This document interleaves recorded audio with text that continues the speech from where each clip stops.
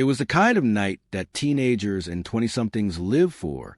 Wild, lawless, loud.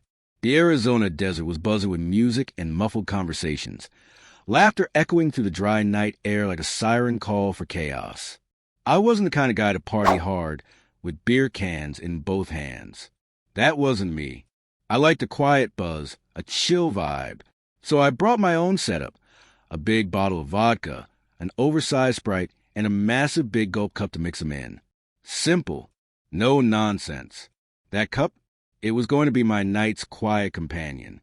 We arrived at the location, one of those infamous desert spots people flock to for weekend raegers. The kind of place where the only light came from bonfires and headlights, and where reputation could be made or broken in a single night. The first hour or so was solid. I was with a few buddies. Music was thumping. Drinks were flowing, and the desert air had just enough chill to feel electric. But like any gathering mixed with alcohol and unchecked egos, the mood started to shift. That's when they showed up. Two guys, built like linebackers, walked like they owned the place. You know the type. Tight shirts stretching across pumped chests, faces molded into permanent smirks. They weren't there to party. They were there to dominate. They weren't even subtle about it. They started walking through the crowd like bulls in a china shop, shoulders squared and intentionally bumping into people. Hard, shouting fake apologies like, "Oh, didn't see you there, bro." You could see it. They were itching for someone to react, to push back, to give them an excuse. And that energy, it's infectious. You can feel it infecting the crowd. People get quieter. Eyes follow. Everyone waiting for the first punch. Me, I tried to ignore them. I took another sip from my drink, tried to focus on my friends. But I could feel it bubbling inside me. That frustration. That helpless anger when you see someone try to ruin everyone's night for their own ego trip. Then it happened. I had just refilled my cup, vodka and Sprite, ice clinking gently, and I turned around to join my group again. Wham! One of those meatheads slammed into me from behind, hard enough to spill half my drink down my shirt. Sticky, cold, reeking of cheap vodka. I froze for half a second, staring down at my soaked shirt, and something in me snapped. He didn't even look back, just kept walking like he owned the goddamn planet. I could hear my heartbeat in my ears. My fists clenched. My drink, still half full, felt heavy in my hand. And then I acted.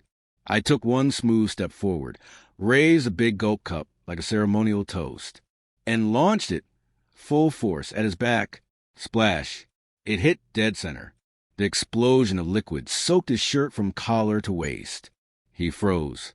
You could see the chill ripple through him as the cold vodka and Sprite ran down his back.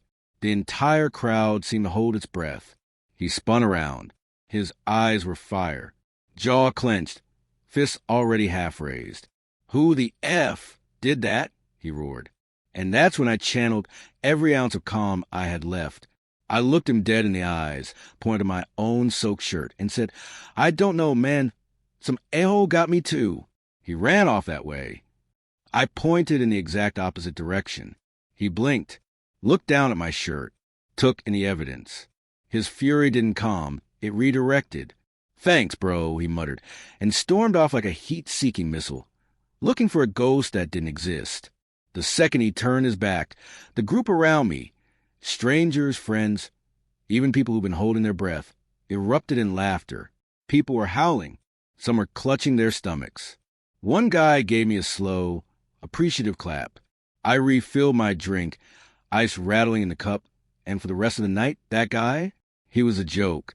The tough guy who got ice and sent on a wild goose chase by the idiot he bumped into. It wasn't the kind of revenge that ends with someone in the hospital or in handcuffs. It was better, because it hit where it hurts most. For someone like him, his pride, he walked into that desert like he was invincible, unstoppable, like no one could touch him. And in front of dozens of people, he got humiliated, not by a punch, but by a story that every witness carried home with them. A story that probably made its rounds in school cafeterias and late-night bonfires for weeks.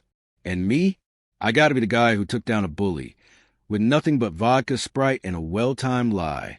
Sometimes Justice doesn't need to be loud. Sometimes, the best payback is a quiet humiliation that hits harder than any fist ever could. And the best part? You walk away clean with a fresh drink in hand.